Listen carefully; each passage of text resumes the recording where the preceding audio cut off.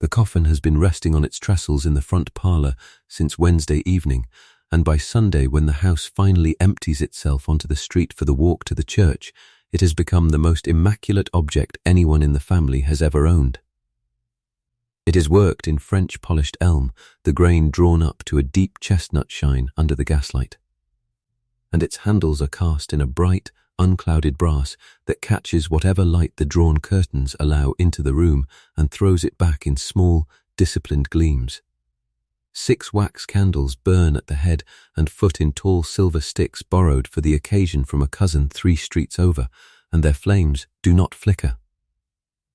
Because every window in the room has been sealed shut against a single draught since Tuesday. Massed around the coffin's lower half sit hothouse lilies and white stocks bought that morning from a Covent Garden flower seller, who deals almost exclusively, this time of year, with households exactly like this one, and their scent fills the room so completely that it has begun to press against the back of every visitor's throat the moment they cross the threshold.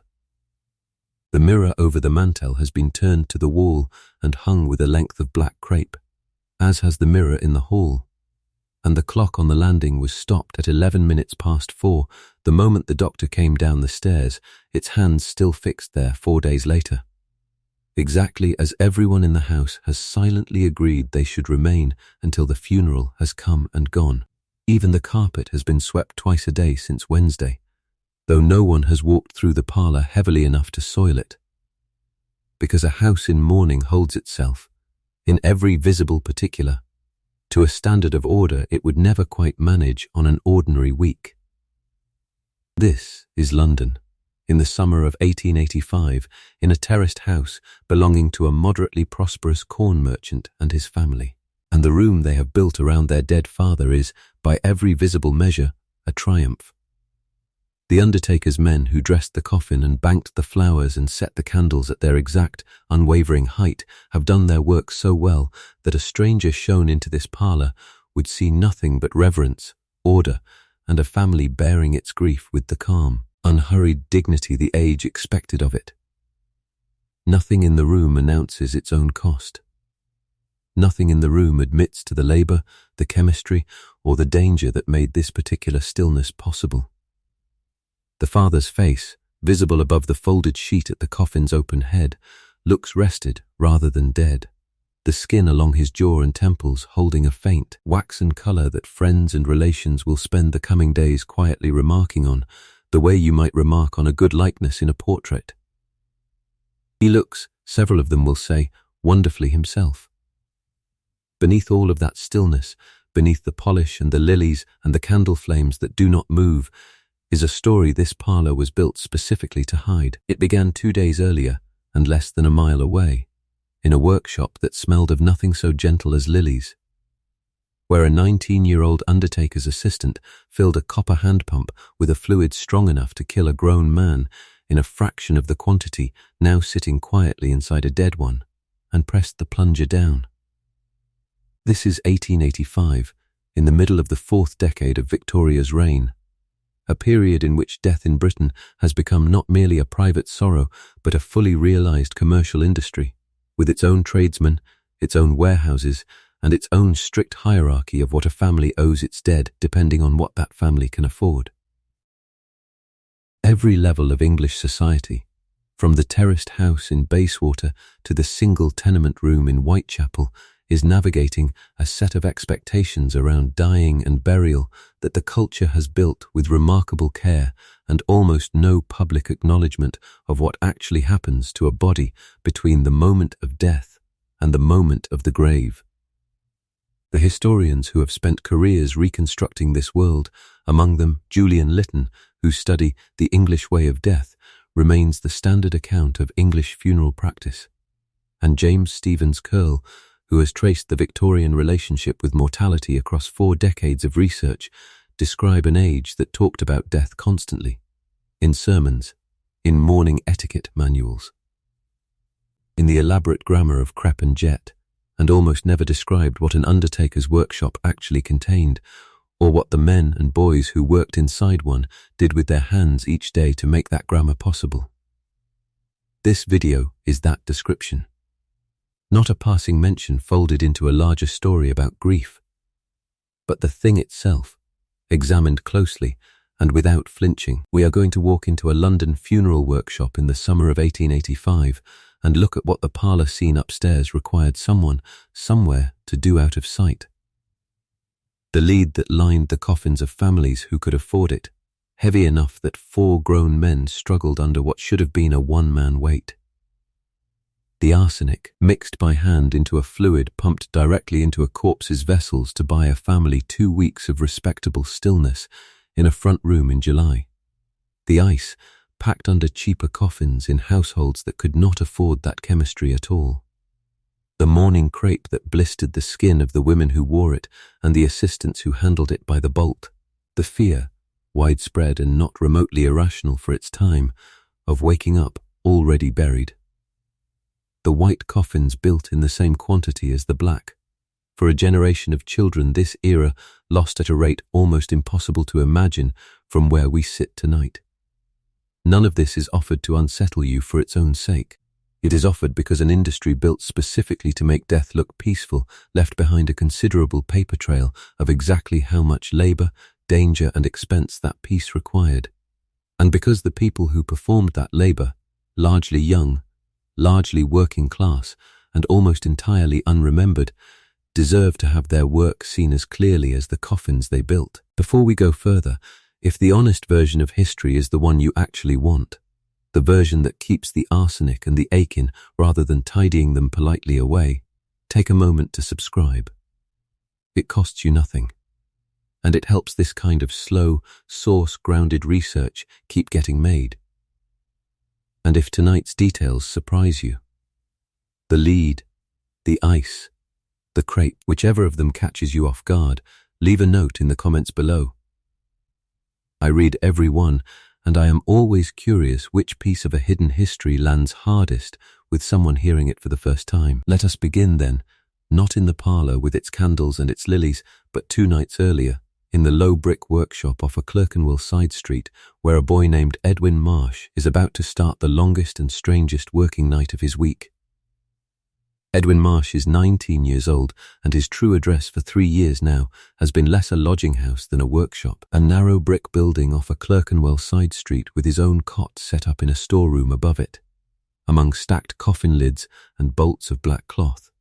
Because Josiah Whitcomb, master of Whitcomb & Sons, funeral furnishers, prefers his apprentice close at hand for the hours when death, as it regularly does, arrives without warning in the middle of the night.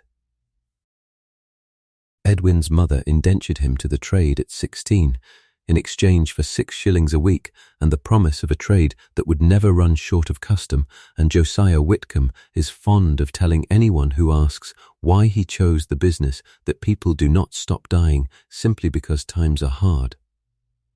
If anything, he says, hard times are rather good for it. Edwin is of middling height, built wiry through the forearms from years of planing elm and oak and hauling sheet lead, and already, at 19, faintly stooped through the shoulders from bending for hours at a time over trestles set at a height decided long ago by men taller than he is. His hands are the part of him that tell the truest story, as hands so often do in trades like his. The skin across his knuckles has thinned and cracked in a way that never fully heals, and under 2 of his fingernails sits a faint grey discoloration that Silas Rook, the firm's senior journeyman and the man who taught Edwin everything he knows about preserving a body, told him early on not to trouble himself over. Edwin has, in the manner of 19-year-olds everywhere, mostly managed not to trouble himself over it, though he has noticed and mentioned to no one that his chest has begun catching on cold mornings in a way it did not 2 years ago, and that the workshop's smell, formaldehyde and spirit, and the particular sweetish undertone of the arsenic solution Silas mixes fresh each week, has stopped registering to him as a smell at all and become simply the air he breathes. Edwin's position within the firm sits exactly where an apprentice's should, below Silas Rook, who has practiced the trade for over 20 years and whose own hands carry scars considerably worse than Edwin's, and above the casual men Whitcomb hires by the day for the heaviest work. Coffin bearers and grave diggers and, When a funeral calls for it, mutes hired for their solemn faces and their willingness to stand silently outside a house of mourning for an entire afternoon, in exchange for a few shillings, and, more often than the trade likes to admit, a great deal of drink. Whitcomb himself rarely touches a body anymore, having risen over 3 decades in the business to the position of a man who receives grieving families in a front office papered in a tasteful, subdued green, and leaves the physical work to men like Silas and boys like Edwin. It is a hierarchy Edwin understands completely and resents only on the coldest mornings when his hands ache too badly to properly grip a plane. What is expected of Edwin, every day, is composure. A family paying for a private, dignified death does not want to see the boy who prepared it, does not want to think about him at all if it can be helped, and Whitcomb has trained him accordingly. To move through a house of mourning with his eyes down and his hands quiet. To speak only when spoken to make himself, in every practical sense, invisible. He has one small private habit that nobody at the firm knows about, not even Silas, which is that every night before he sleeps, he presses 2 fingers to the inside of his own wrist and counts to 20, waiting to feel his own pulse answer him. He could not say, if asked, exactly when he started doing this, only that it was some time after the second occasion he watched a body on the workshop table shift on its own, air working its way out of settling lungs in a sound uncomfortably close to a sigh, and he has never quite managed to stop. Today is not an ordinary day at Whitcomb & Sons, though in this trade there are fewer ordinary days than a stranger might assume. 2 nights ago, on the Tuesday, a corn merchant named Alfred Pruitt died in his Bayswater house in the early afternoon, in the middle of a summer warm enough that his family, given the choice between an ordinary coffining and a fortnight's respectable lying in state for relations travelling from as far as Edinburgh, chose the latter without much hesitation, understanding it would cost them considerably more and asking no further questions about why. Whitcomb took the commission himself, and by 9 that evening Edwin was standing beside Silas Rook at the long deal table in the back room of the workshop, watching him fill a copper hand pump with a fluid that would make the 2 weeks the Pruitt family had requested possible at all. To understand what that stillness in the Bayswater parlour actually required, we have to start exactly there. At that table, on that Tuesday night, before the candles were lit and the lilies were bought, and anyone upstairs in that pretty terraced house had any occasion to think about the chemistry underneath their grief. The plunger of the copper pump moves down in short, even strokes, no faster than Silas would push the handle of an ordinary household water pump, and that steadiness is entirely deliberate, because he has told Edwin more than once that hurrying this part of the work is how a careless man collapses a vessel and ruins 2 hours of preparation in a single stroke. The fluid inside the pump's reservoir is a pale, faintly yellow liquid Silas mixed himself an hour earlier from a locked cupboard of ingredients, arsenious acid dissolved carefully into water and spirit. The same compound sold in smaller, tightly rationed quantities at any chemist's counter in London as rat poison and, on occasion, as a cosmetic wash for ladies wanting paler skin. What sits in the reservoir tonight is a quantity that would comfortably kill several grown men if swallowed, and it is about to be introduced through a small incision Silas has opened at the side of Alfred Pruitt's neck, directly into the dead man's vascular system, where it will spread through vessels that no longer have a heartbeat to move it, only the mechanical pressure of an apprentice's hand on a pump handle. If you picture Victorian embalming at all, you probably picture something closer to what the word means today. A routine, near universal step between death and burial, performed as a matter of course on nearly everyone.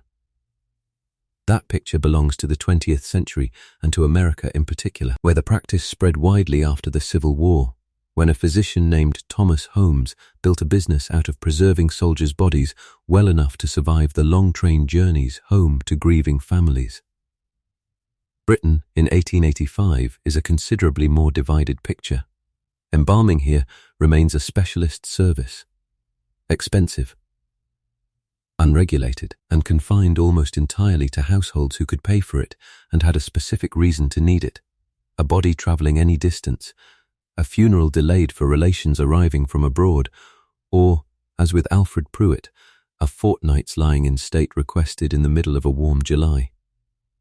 For an ordinary family, an ordinary coffining, and an ordinary handful of days between death and burial, no undertaker in London would think to suggest it. The chemistry Silas Rooke is performing tonight is not the standard Victorian funeral. It is the expensive, dangerous exception, purchased specifically because the Pruitt family wanted something the season itself was working against. The exact recipe varied from firm to firm and was guarded, in Whitcomb & Sons as in most undertaking businesses, as something close to a trade secret. Arsenious acid was the most common active ingredient, sometimes combined with corrosive sublimate, a mercury compound doctors of the period also used in vastly smaller doses to treat syphilis. Both substances work on a corpse for the same underlying reason they are lethal to a living body, because they are deeply hostile to the bacteria that cause decomposition, and a Victorian embalmer's entire craft consisted of introducing just enough of that hostility into the tissue to hold putrefaction at bay for the length of time a family had paid for, without so saturating the body that it visibly discolored or stiffened in ways that would alarm mourners filing past an open coffin. Silas learned his exact proportions from the man who trained him, who learned his from the man before that, an oral tradition of measurements passed hand to hand rather than published in any textbook. Because the trade had good reason not to advertise, in print, exactly how much poison it kept in a locked cupboard behind a shop that respectable families walked into every week. Edwin's role tonight is to hold the pump steady and watch the colour of Alfred Pruitt's face as Silas works. Because the change, when it comes, is the entire point. 10 minutes into the injection, the grey, sunken quality that settled into the dead man's cheeks within hours of his death has begun, very slowly, to recede, replaced by something closer to the colour living skin holds. A subtle pinkish undertone that will let the Pruitt family's Sunday visitors remark, entirely sincerely, that their father looks wonderfully himself. Edwin has watched this transformation perhaps 30 times in 3 years and has never fully stopped finding it strange, the way a chemical designed to kill can, applied with the correct hand and the correct proportion, produce something that looks so much like the opposite of dying. He keeps his own breathing shallow while Silas works, a habit he adopted early and has never mentioned aloud, and when the pump handle finally goes still and Silas nods, satisfied, Edwin steps back from the table and does what he always does afterward, without quite deciding to, presses 2 fingers briefly to his own wrist, and only then goes to fetch the basin of water for washing their hands, an act that removes considerably less of the arsenic than either of them would like to believe. The class dimension of all this mattered enormously, and it is worth sitting with plainly. A commission like the Pruitt family's, a full arsenic embalming and a fortnight's lying in state, might cost several pounds on top of an already substantial funeral bill, a sum that placed it entirely out of reach for the vast majority of London households, including most of the families living within a few streets of Whitcomb's own workshop. For everyone below the Pruitts on the city's steep economic ladder, a different, considerably cheaper technology stood in for the chemist's fluid, and it did not involve a pump, an incision, or a locked cupboard at all. It involved ice, bought or borrowed by the block, and packed into a tray under a cheaper coffin, a method that could not hold back decomposition nearly as effectively or for nearly as long, but that cost a fraction of what Silas Rooke's arsenic did, and asked nothing of a family beyond access to an icehouse and enough coin to keep it stocked through however many days the household could manage. We will spend real time with that ice in a moment, because it deserved its own place in this story every bit as much as the pump did. There is something worth noticing in the fact that the stillness families like the Pruitts paid for, and the stillness families down the street improvised with borrowed ice were, in the end, performing exactly the same task, buying a household a small window of ordinary-looking peace before the ground closed over what neither chemistry nor ice could hold back forever. The methods diverged sharply by what a family could afford. The need underneath them did not diverge at all. Which brings us to the question nobody in the Pruitt family's parlour would think to ask, because it would never occur to them that there was a question at all. Everyone in that house understood, in the vaguest possible terms, that the peaceful colour in Alfred Pruitt's face had come from somewhere.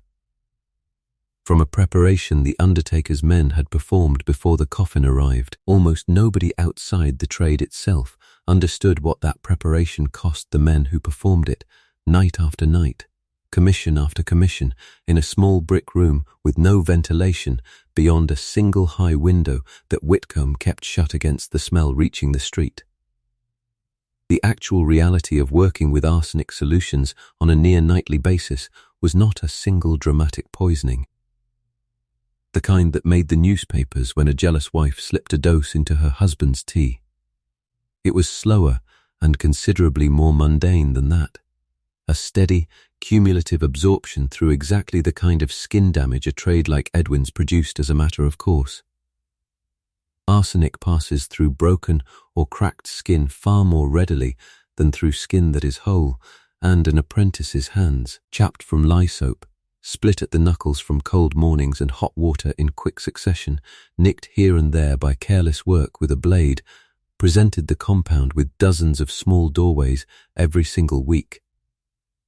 Add to that the fumes released whenever a fresh batch of fluid was mixed or warmed, which settled into a low, invisible haze in an unventilated back room, and the arithmetic of exposure becomes considerably less abstract. The historian James Wharton, whose research into the period earned his study of the substance the fitting title The Arsenic Century, has traced just how thoroughly the compound saturated ordinary Victorian working life, turning up in wallpaper dye, in candle green, in the fabric of ball gowns, and, with particular concentration, in the trades that handled it in bulk and with almost no protective equipment whatsoever. Undertaking sat squarely among them, alongside arsenic mining, wallpaper manufacture, and the making of artificial flowers, as one of the quieter occupational hazards of the age. Quieter precisely because nobody outside the trade ever saw the men doing the work. The compound did not stay contained within the workshop's walls either, which is a detail easy to overlook and important not to. The basin Edwin filled to wash his and Silas's hands after every embalming drained, like the rest of the building's wastewater, into a cesspit at the rear of the property, a cesspit that sat, as cesspits throughout London commonly did in 1885, uncomfortably close to the well that supplied drinking water to the building next door. A chandler's shop whose owner had complained, more than once, of a persistent metallic taste to his water that nobody had yet traced to its actual source. Arsenic leaching from Undertaker's wastewater into local ground supplies was not unique to Whitcomb's premises.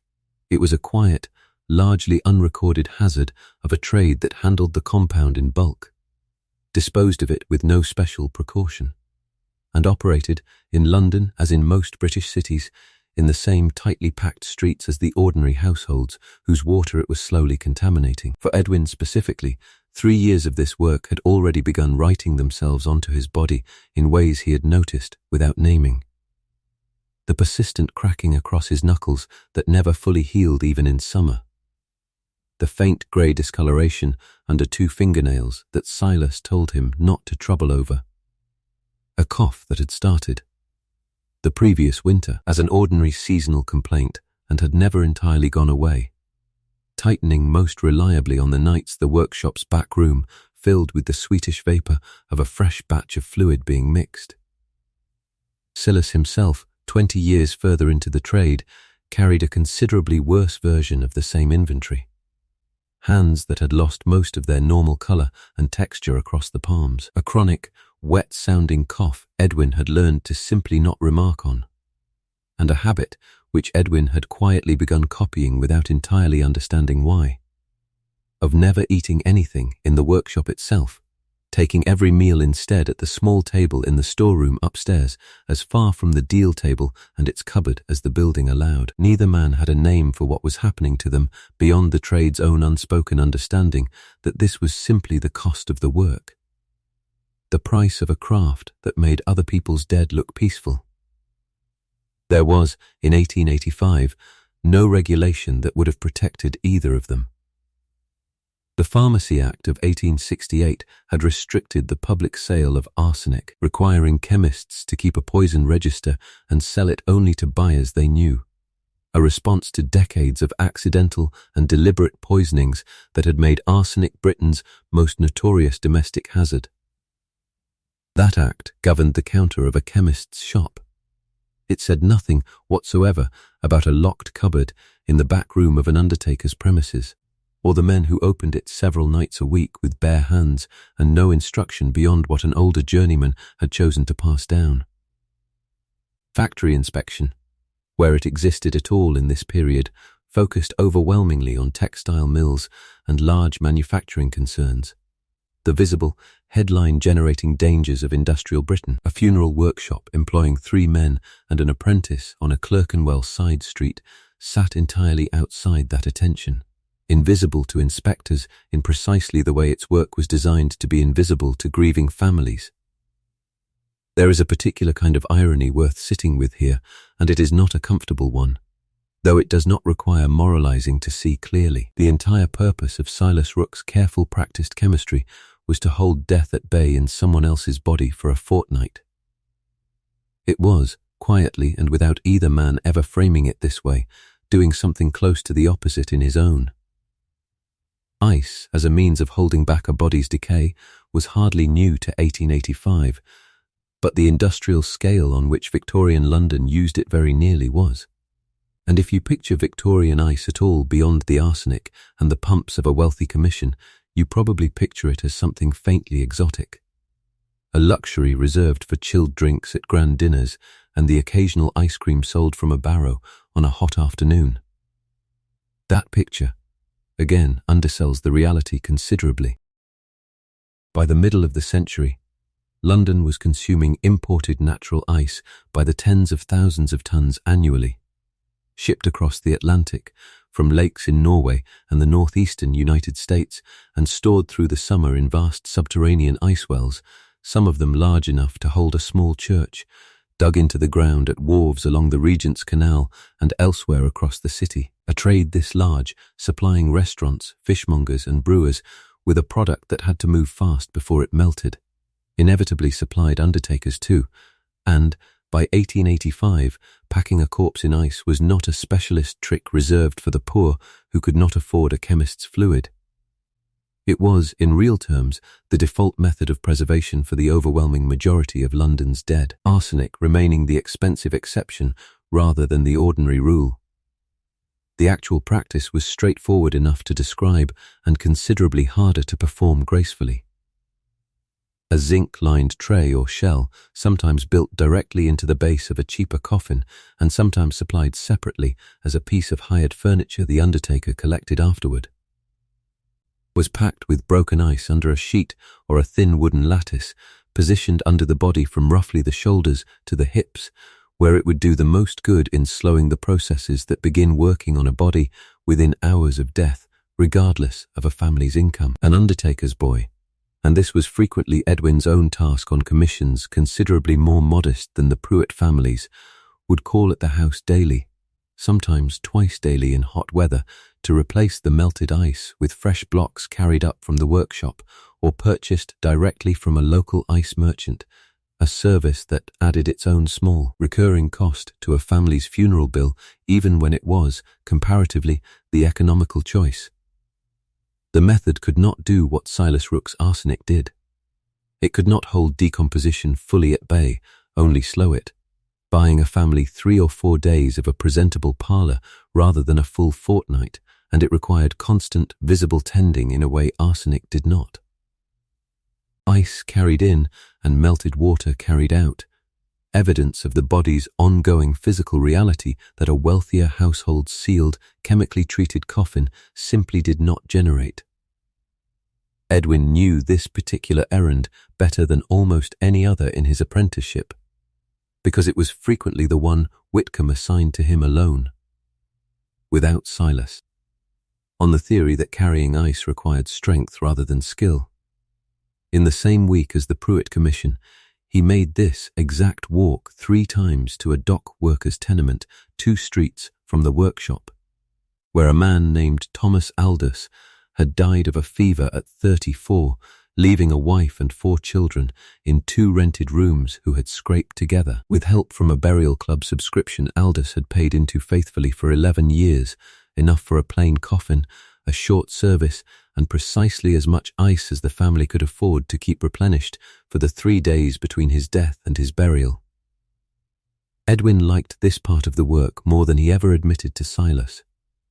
Not because it was easier. The ice blocks were awkwardly heavy, and he arrived at the tenement each time with his forearms aching, but because Mrs. Aldous thanked him by name every single visit, looked directly at him rather than through him the way the Pruitt family's relations tended to, and once, on the 2nd day, pressed a slice of bread and dripping into his hand before he left.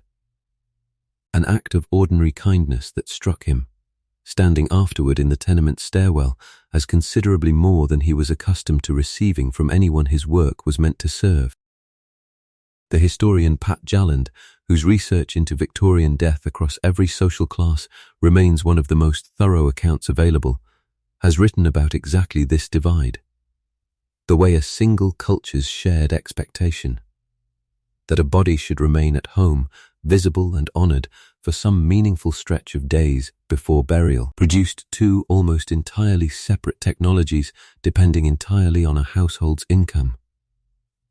The Pruitt family and the Aldous family were, in the most literal sense, observing the same custom.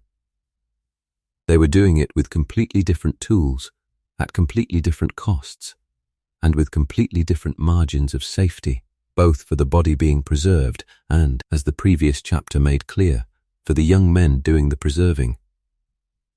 Ice carried its own quieter risk, less the chemical hazard of arsenic than the sheer physical toll of hauling it daily through narrow stairwells in the heat, but it carried nothing close to the occupational danger Silas Rook's cupboard represented, which meant that, in a strange, unspoken way, the poorer household's method was, for the Undertaker's own men at least, considerably the safer one to perform. There is something worth noticing in the fact that neither method, for all their difference in cost and chemistry, actually stopped what both families already understood was coming. Ice bought days. Arsenic bought a fortnight. Neither bought a fortnight and a day more than that, and every family in every one of these households understood the arithmetic perfectly well, even if nobody in the parlour ever said so aloud. Now, the coffin itself.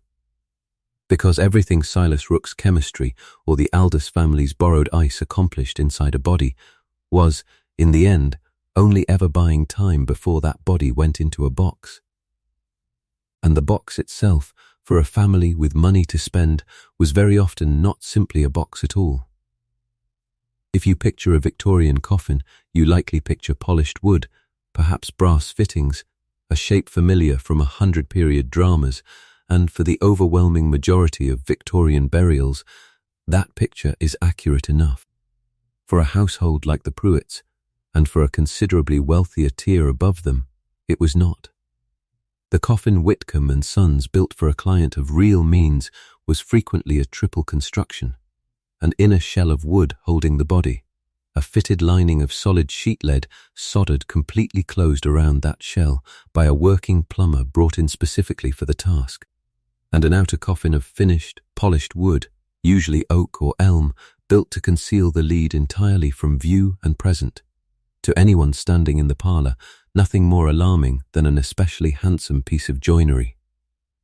The lead itself typically ran between 1/6 and 1/4 of an inch thick, wrapped entirely around the body and soldered at every seam into a single continuous, airtight shell. A piece of construction that had far more in common with a plumber's trade than a carpenter's, and that added, by the time the coffin was finished, a startling amount of weight to what had begun as an ordinary wooden box. The reasoning behind all of this, expensive and physically punishing as it was to produce, sat on 2 entirely practical foundations, and the historian Julian Litton's research into English coffin furnishing lays both out clearly. The first was odour containment, a real and pressing concern in an era without embalming as a universal practice and without refrigeration beyond the ice. Edwin hauled up tenement stairs, particularly for a body that might sit in a family vault, sealed inside a brick or stone chamber. For years or even generations, rather than the few weeks a churchyard burial allowed before the ground itself did its work. A sealed lead shell kept whatever a decomposing body produced entirely contained, an important consideration for a vault that a family might reopen repeatedly to enter later generations in the same space. The second foundation was considerably darker and, by 1885, somewhat receding but still very much alive in the public imagination. The fear of resurrection men. The body snatchers who through the early decades of the century had made a lucrative and widely feared trade of digging up freshly buried corpses to sell to anatomy schools. The Anatomy Act of 1832 had gone a considerable way toward ending that particular trade by giving medical schools a legal alternative supply. But the fear it left behind lingered for decades afterward, and a heavy, sodded lead shell, laid inside a coffin no ordinary spade or crowbar could easily breach, offered families a tangible, physical reassurance that no amount of legislation quite managed to replace. The physical cost of all this fell, as it so often did in this trade, on the men doing the actual labor rather than the family paying for it. A completed lead-lined coffin for an adult of ordinary size could weigh, by the time the outer wooden case was finished around it, somewhere in the neighborhood of 400 to 600 pounds, a weight that turned what should have been a straightforward task, carrying a coffin from a house to a hearse, into a dangerous undertaking requiring 4 strong bearers at minimum and, on the narrow staircases common to London terraced houses, no small amount of controlled desperation to navigate a turn without losing the load entirely. Edwin had been present, 8 months into his apprenticeship, for exactly this kind of near disaster, a lead coffin caught awkwardly on a stairwell landing too narrow for the turn its builders had never actually measured, and had spent nearly 20 minutes wedged against a wall holding a corner of it steady, while Silas and 2 hired bearers worked the angle free, his forearms shaking by the time the coffin finally cleared the landing and continued down toward the waiting hearse. Whitcomb kept a working relationship with a local plumber, a man named Grigg, who came in for every lead commission the firm took on, because soldering a watertight shell around a coffin was skilled work that neither Silas nor Edwin had ever been trained to perform themselves, and Edwin's job on these commissions was mostly to fetch, to hold, and to watch, learning the trade's edges even in the parts of it he was not yet permitted to actually do. He found the smell of hot solder considerably more tolerable than the arsenic. At least, a small and entirely private mercy he never bothered mentioning to anyone. Lead coffins, and the family vaults built to receive them, belonged almost exclusively to a narrow band of English society wealthy enough to afford both, a stratum of the population Lytton's research places, by mid-century estimates, at well under 10% of all burials nationally, a figure that puts the everyday reality of most Victorian deaths. A plain wooden coffin, a churchyard grave, no lead and no vault, into sharper relief than the era's popular image usually allows. The vast majority of London's dead went into the ground in far simpler boxes, in graves that were themselves frequently reused within a matter of years as churchyards filled past any reasonable capacity. A pressure that would, before this century closed, force the entire country to reconsider what burial itself actually required. We will return to that pressure directly, and to what it eventually produced before this account is finished. For now, there is simply this. A family paying for a lead-lined coffin was purchasing something considerably more than a container. They were purchasing containment itself, a promise that whatever their father's body did in the years ahead, sealed inside a brick vault, none of them would visit more than a handful of times in their own lives. It would do it silently, invisibly, and entirely on the other side of a sodded seam that 4 aching men had carried down a staircase never built to hold its weight. Sealed, meanwhile, was its own ongoing negotiation because a lead shell soldered shut around a body did not actually stop that body's decomposition. It only stopped decomposition's byproducts from escaping, which turned out, over months and years, rather than the 2 careful weeks Silas Rook's arsenic bought the Pruitt family, to be a considerably more complicated problem than the coffin's original builders had fully reckoned with. A body decomposing inside a completely airtight container continues to produce gas throughout that process. Methane, hydrogen sulfide, ammonia, the same compounds a churchyard grave simply allows to disperse slowly upward through several feet of soil. A lead coffin, by design, offers those gases nowhere to go. Pressure builds steadily inside the sealed shell over months and sometimes years, and in a family vault, where a coffin might sit undisturbed in a brick or stone chamber for a generation before anyone opened that chamber again to enter the next family member, that pressure occasionally found its own release. Undertakers and the plumbers they worked with, Grigg among them, were well aware of cases. Some passed along as trade knowledge rather than written record, others documented directly in surviving vault inspections, where a sealed lead coffin had visibly bulged outward at its seams, or, in the more dramatic instances, split or ruptured entirely. The seam Grigg himself had soldered shut years earlier, failing under a pressure nobody had designed the shell to withstand indefinitely. Julian Litton's research into English funerary practice records this as a genuine, recurring concern among vault-owning families and the undertakers who served them. Serious enough that some coffin makers, by the later decades of the century, had begun experimenting with small valves or venting fittings built into the lead itself. A quiet engineering compromise between the sealed containment families were paying for and the physical reality of what a decomposing body actually does over time.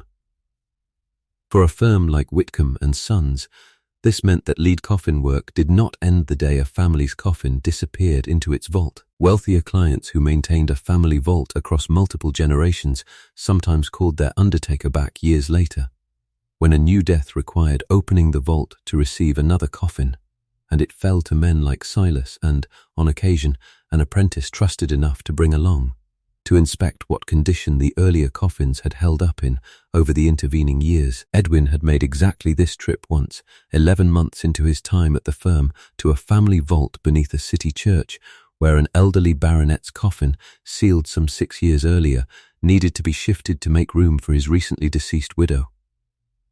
The vault itself was cold in a way no room above ground ever quite managed, damp stone holding a chill that had nothing to do with the season. And the older coffin, when the sexton's lantern found it, showed a visible outward curve along one long seam that had not been part of its original construction, a slow, patient swelling Grigg examined for several minutes in silence before pronouncing it, quietly, sound enough to move without immediate danger. Though he would not, he added, care to guarantee it for another 6 years beyond this one. Edwin said nothing throughout the entire visit, kept close to the lantern light, and did not tell Silas, walking back out into the ordinary noise of the city afterward, that he had spent most of those minutes underground doing the same private counting he did every night before sleep.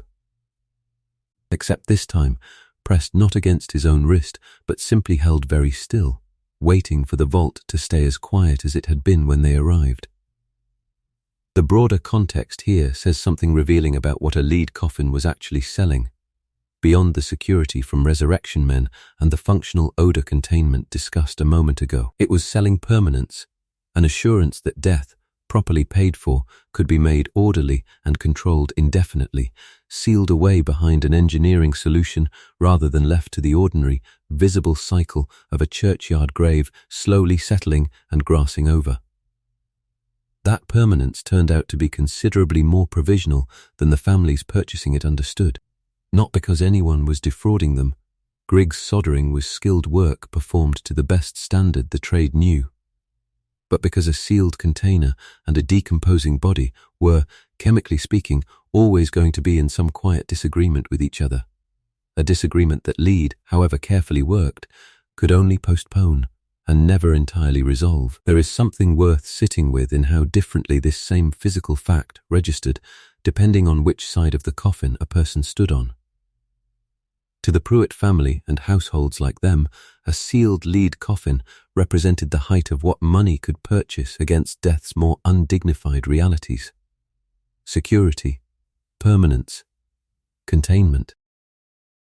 To the men who built, carried, and occasionally reopened those coffins, the same object represented something closer to a slow, ongoing negotiation with pressure nobody could fully predict, conducted largely in silence, in cold vaults, by lantern light, well out of sight of the families who had paid, quite reasonably, to never have to think about it again. For Edwin, none of this, the arsenic, the lead, the slow pressure building silently behind a soldered seam, was the thing he actually feared about his work.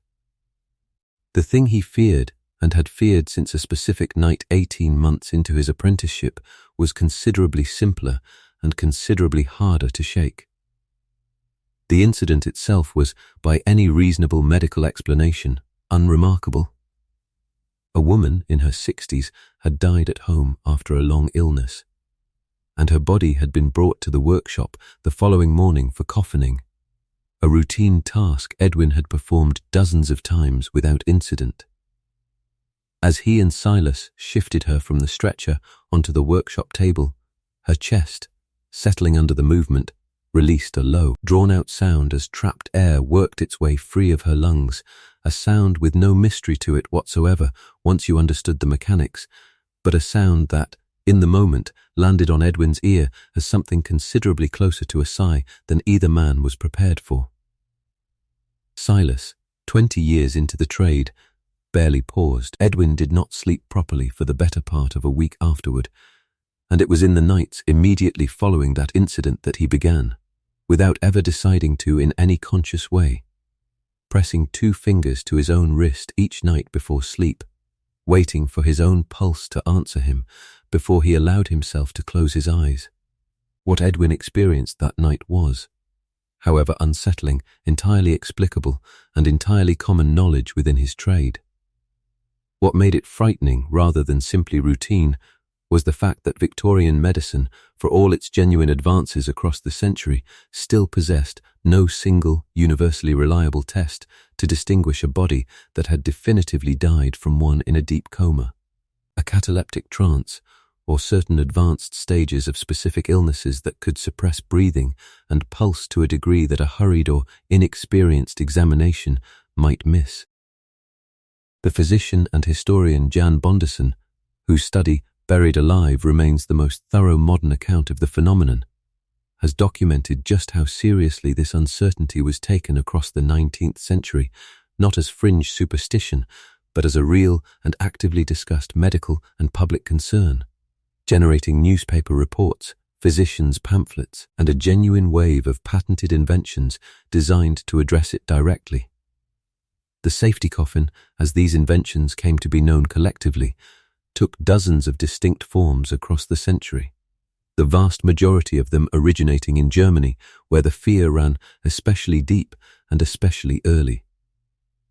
As far back as 1792, a German duke had proposed burial vaults fitted with an opening a mourner could use to check on the recently interred, and by 1822, a physician named Adolf Gutsmuth had built and personally tested a coffin equipped with a breathing tube and a supply of food and water, a demonstration he reportedly repeated more than once, apparently satisfied enough with the results to trust his own design. By the middle decades of the century, entire towns across the German states had established what were known as waiting mortuaries, purpose-built halls where the recently dead lay for several days under continuous watch. A length of string tied from each corpse's finger to a bell mounted in an adjoining room, so that the smallest genuine movement would summon an attendant immediately. British interest in the same fear expressed itself somewhat differently, less through official waiting halls than through a steady trickle of individually patented designs, coffins fitted with bells mounted above ground and connected by cord to the interior, coffins with hinged lids designed to be forced open from within, coffins with breathing tubes running up through the earth to the surface. Within the coming decade, the fear would produce its single most elaborate design yet, an Eastern European nobleman's patented coffin equipped with a glass panel, an automatic flag and bell mechanism triggered by the slightest chest movement, and a tube supplying air directly into the sealed chamber below. A design so widely publicized that thousands of French citizens would eventually request it by name in their own wills. None of these designs, Bonderson's research is careful to note, appear to have ever actually saved a buried person, and it is worth being honest about why. A body correctly and competently pronounced dead does not move, and the vast majority of the era's premature burial panic rested on rumor, second-hand anecdote, and a small number of disturbing but often exaggerated newspaper accounts, rather than any documented epidemic of the living being interred. What the fear reflected accurately, even where its specific remedies proved theatrical rather than useful, was a completely reasonable public awareness of just how much medical diagnosis in this period still relied on a single doctor's brief, sometimes rushed examination, performed under no consistent national standard, in an age before reliable instruments existed to confirm, beyond any reasonable doubt, that a heart had stopped for good. Whitcomb himself took a practical, unsentimental view of the whole business, the same view most working undertakers of the period seemed to have held. He had never been asked to fit a bell or a breathing tube to a Whitcomb & Sons coffin, though he mentioned, when Edwin once raised the subject directly, that another firm 2 streets over did steady trade in exactly that fitting for families willing to pay the considerable extra cost, and that he personally regarded the whole apparatus as expensive theatre rather than genuine protection, given how thoroughly a body like the one on his own workshop table each week had already, by the time it reached him, made its condition entirely unmistakable to anyone with real experience of the dead. Edwin listened to this explanation, found it perfectly sound, entirely rational, and completely unpersuasive to the part of him that still, every single night, pressed 2 fingers to his own wrist before he would allow himself to sleep. There is something worth noticing in the fact that the men most professionally certain death had actually occurred, undertakers, embalmers, the apprentices who handled a body every working day of their lives, were rarely the ones lying awake over the possibility of a mistake. That particular fear belonged almost entirely to the families upstairs, and to a 19-year-old boy who had simply, on one ordinary morning, heard a sound his training told him meant nothing at all, and found that his body had quietly decided not to fully believe it. The smell alone would tell you something was different the moment you stepped into the small side room off Whitcomb's front office, a room considerably less discussed than the workshop behind it. Though it served exactly as central a role in the business, this was where the firm kept its stock of mourning trimmings, hatbands, armbands, and bolts of the heavy black fabric known as crepe, sometimes spelled crepe in the period's own advertisements. And it was here, on the Thursday before the Pruitt funeral, that Edwin was fitted with the black hatband and gloves he would wear while standing duty outside the family's house. If you picture Victorian mourning dress at all, you likely picture it as a matter of taste and convention alone, somber colour chosen to reflect somber feeling, uncomfortable perhaps in its social rigidity, but physically harmless in itself. The reality of the specific fabric at the centre of that convention was considerably more dangerous than its appearance let on. Crepe was a silk or silk blend gauze, crimped under heat into its distinctive dull, crinkled texture, and dyed to an intense, matte black that Victorian mourning etiquette regarded as the only acceptable shade for the earliest and most formal stage of grief. Achieving that particular depth of black relied, by the middle decades of the century, increasingly on the new aniline dyes derived from coal tar, chemistry that had revolutionized textile color across Britain since the 1850s, and that, in the case of black in particular, was frequently processed using compounds that included arsenic as part of the dyeing and fixing process, a poison the finished fabric retained in significant concentration. A Harvard chemist analyzing period mourning crepe in the following decade would find some samples carrying as much as 2 to 3% arsenic by weight, a startling figure for a fabric worn directly against the skin of a grieving widow's face and hands for months at a stretch. Crepe carried a second hazard layered directly on top of the first, and this one required no dye chemistry to explain, only the fabric's own physical structure. Crepe was notorious, even among people with no particular knowledge of its chemical content, for shedding its black color the moment it became damp, in rain, in sweat, in the ordinary humidity of a warm room crowded with mourners, staining the skin underneath it a dull grey-black that could take days to fully wash away.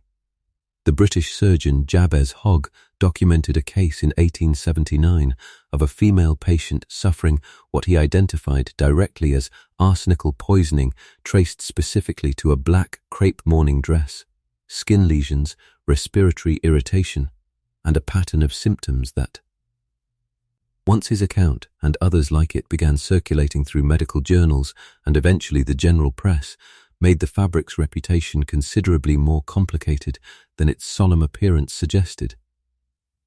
Long-term wearers, women observing a full mourning period that etiquette manuals of the era commonly specified at 2 full years for a widow, moving in careful stages from the heaviest crepe of deep mourning toward progressively lighter fabrics and finally, in the last months, to a pale grey or lavender described as half mourning.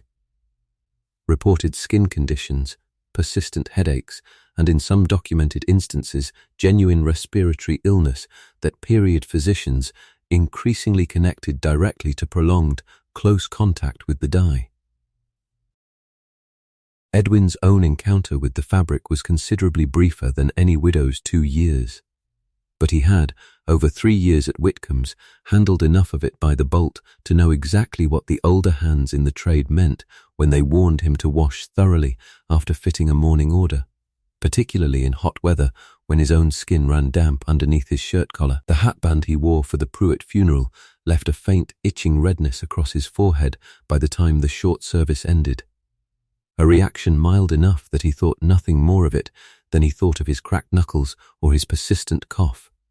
One more small, cumulative cost of a trade built almost entirely out of them. He noticed, without particularly dwelling on it, that Mrs. Pruitt's black veil, considerably heavier and more voluminous than his own thin hatband, left a faint dark smudge along her jaw by the time the family returned from the churchyard.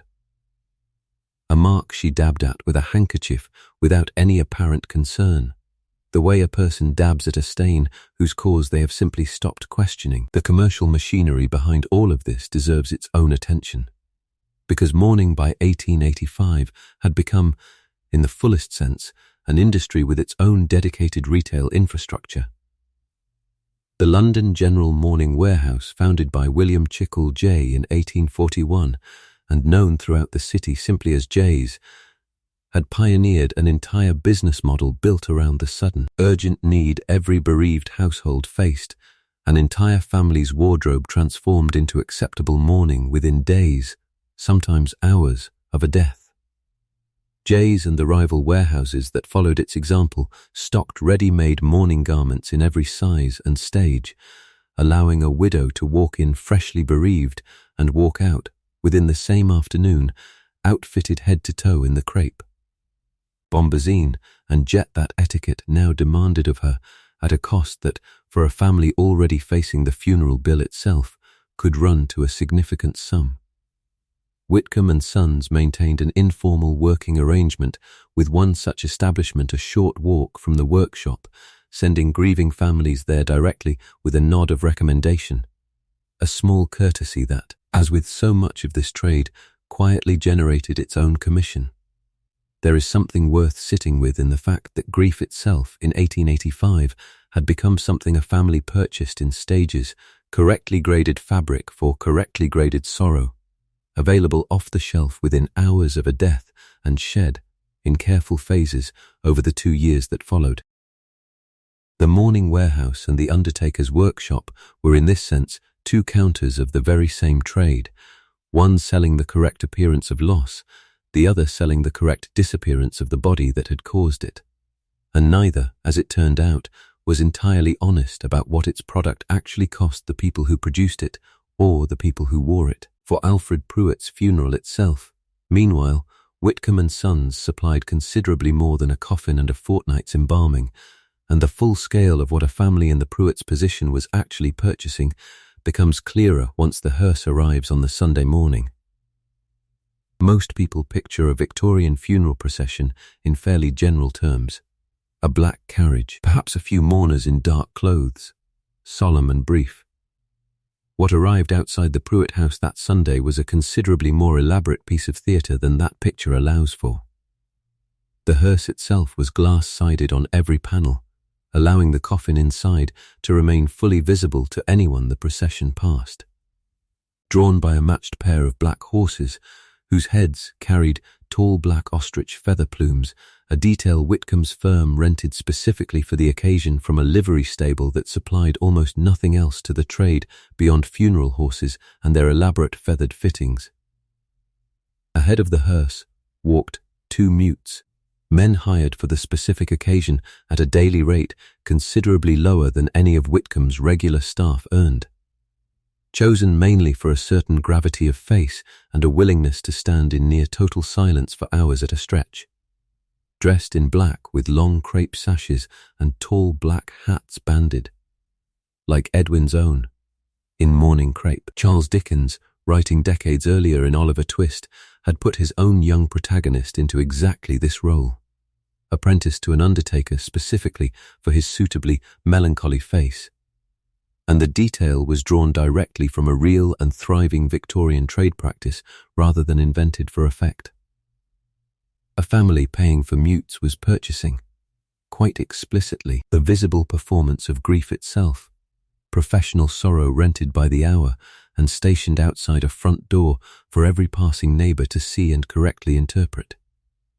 The financial scale of an occasion like the Pruitt funeral, once the hearse, the horses, the plumes, the mutes, the fortnight's embalming, and the funeral itself were all totalled, could easily reach several pounds. A sum that at the era's typical working wages represented weeks, or in some cases, months of an ordinary labourer's income. And that figure, substantial as it was, sat only partway up a scale that extended a good deal further in both directions. Aristocratic funerals of the period, with dozens of mutes, entire processions of plumed horses, and mourning coaches stretching for blocks, could run to hundreds of pounds. At the scale's opposite end sat the funeral Thomas Aldis's family had managed to afford that same week.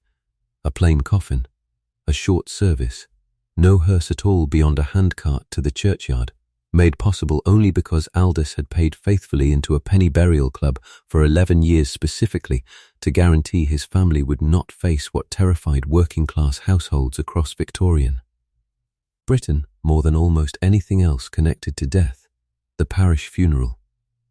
A family with no savings, no burial club, and no relations able to cover the cost-faced burial at the expense of the local poor law union, a service stripped to its absolute minimum. An unmarked or barely marked grave shared with strangers, no service worth the name. And a stigma that the historian Ruth Richardson's research into this exact fear, documented at length in her study Death, Dissection and the Destitute, shows was not merely social embarrassment, but connected to a considerably darker anxiety rooted directly in the Anatomy Act of 1832. That legislation, which had done so much to end the resurrection trade for paying families able to afford a lead coffin and a secure vault, had achieved that end in part by making the unclaimed bodies of workhouse and pauper dead a legal supply for medical schools instead. A substitution working-class families understood with painful clarity. Paying into a burial club, penny by penny, week after week, for years on end, was not simply a matter of dignity in death. For a great many families, it was insurance against a very specific and very real possibility, that a body without a paid funeral might end its story on a dissection table rather than in a grave at all. Edwin had accompanied Whitcomb to exactly this kind of funeral more than once. Parish burials the firm handled at the union's minimal contracted rate rather than anything approaching the Pruitt Commission's scale, and he had noticed, without ever quite framing it to himself in these terms, how completely the two kinds of funeral he worked in the same week could differ while performing. Underneath all of it, precisely the same function. A body went into the ground either way. What differed entirely and only was how much ceremony a family could purchase around that fact. How many plumed horses, how many mutes, how many pounds spent making the unbearable look composed, or how few. There is something clarifying about knowing this, about seeing plainly that the elaborate machinery Whitcomb and Sons rented out for the Pruitt family, the glass hearse, the ostrich plumes, the professionally sorrowful mutes stationed at the door, was never really about the dead at all. It was a performance staged entirely for the living, for the neighbours watching from behind their own curtains, for the relations arriving from Edinburgh who would judge, whether they meant to or not, exactly how much this family's grief had cost, and by extension, exactly how much this family was worth. Cremation did not exist until 1885 as any kind of familiar option, and it is worth closing this account of Whitcomb and Sons with exactly why. Because the movement pressing for it, small, controversial, and still very much in its infancy this particular summer, was responding directly to nearly everything this story has already described. If you think of cremation as a modern development, something that entered ordinary British life sometime in the 20th century, that instinct is broadly correct, but the campaign for it had already been underway for more than a decade by 1885. And the pressure behind that campaign came from an alarming physical crisis the previous chapters have circled without naming directly. London's churchyards, by the middle of the century, were catastrophically overcrowded. Generations of burials packed into small parish grounds, never designed to hold them, had, by the 1830s and 1840s, produced conditions vivid enough to shock even a public well accustomed to the era's other sanitary horrors.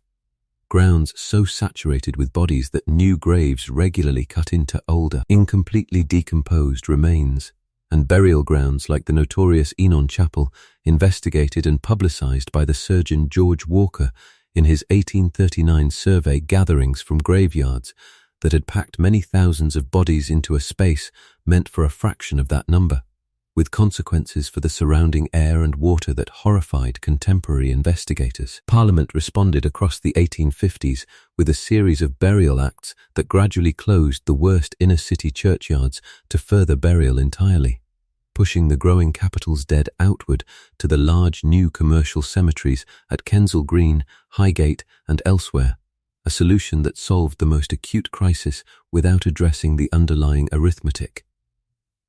A city whose population kept growing on a landmass that did not. Into this pressure stepped Sir Henry Thompson, a distinguished London surgeon who had, among his other patients, treated Queen Victoria's son, and who in 1874 became the driving force behind the founding of the Cremation Society of Great Britain, arguing in a widely read essay that cremation offered a cleaner, more sanitary, and considerably less land-intensive alternative to burial, one that eliminated entirely the concerns this account has spent so much time examining. The leaching chemicals, the overcrowded ground, the slow, uncertain negotiation of a sealed lead coffin with the pressure building inside it.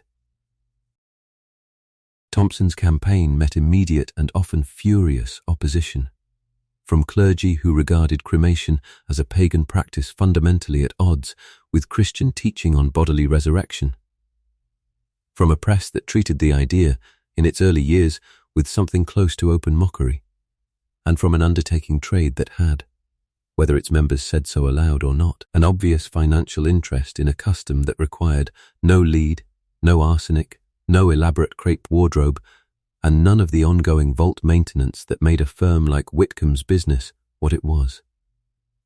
The society built its first crematorium at Woking, in Surrey, a rudimentary structure completed in 1878 that sat almost entirely unused for years afterward under the threat of legal challenge, until a coroner's inquest in 1884 finally confirmed that cremation broke no existing English law, clearing the way for the society to proceed. On the 26th of March, 1885, only a few months before the Pruitt family filled their Bayswater parlour with lilies and candlelight, Woking's crematorium performed the first official cremation in Britain's modern history.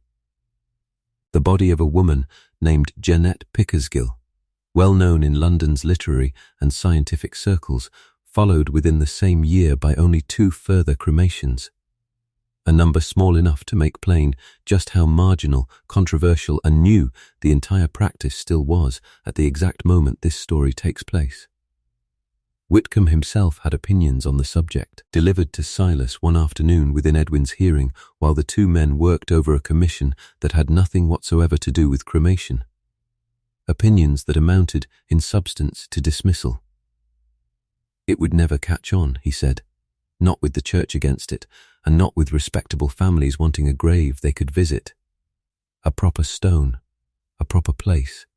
And Edwin, listening from across the workshop while he scraped dried varnish from a set of coffin handles, noticed that his master did not mention, and likely did not consciously think to mention, that a trade built on lead, arsenic and crepe stood to lose a great deal if Sir Henry Thompson turned out to be right rather than Josiah Whitcomb. Edwin himself had no particular opinion on the matter, beyond a private, unspoken thought he never voiced to anyone at the firm. That a fire hot enough to reduce a body to ash within an hour or 2 solved. At a stroke, every single problem he had spent 3 years of his own health managing around. The pressure, the poison, the ice that had to be replaced daily, the seams that might or might not hold.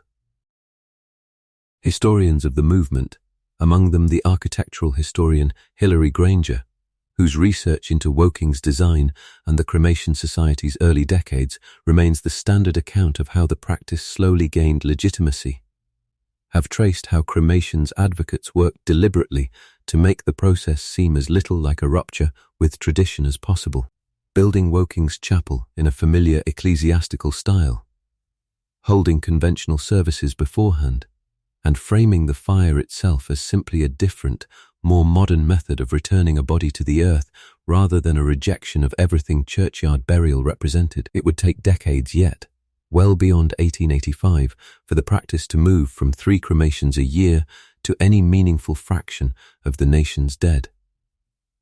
But the pressure that produced it, the simple, undeniable fact that London's dead had outgrown the ground available to receive them, was already, in the summer this story is set, entirely undeniable to anyone willing to look closely at it.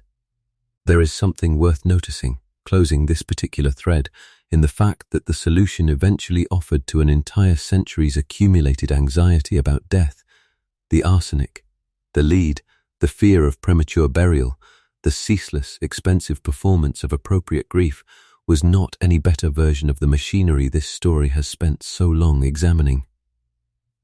It was the removal of nearly all of it at once, a single hour of fire in place of a fortnight of chemistry, a plumber's sodded seam, and a wardrobe 2 years in the wearing.